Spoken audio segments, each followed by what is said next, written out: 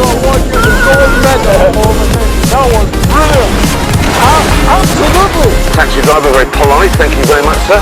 If you keep your eyes open and you're courteous, it's fine. Oh, what a brilliant guy in that lorry.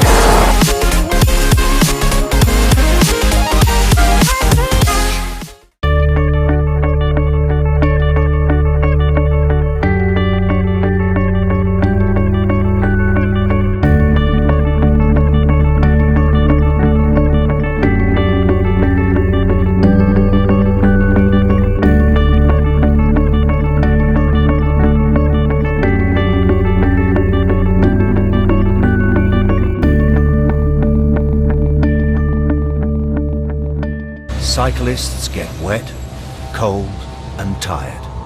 They turn up for work with revolting armpits. Their clothes are hideous, and to prevent boils and sores, they have to put gel on their buttocks. However, because 750,000 people are prepared to go through this misery every day, there are fewer traffic jams. The roads are quieter, which is good news for people. Cyclists, give them an inch because they've given you a mile.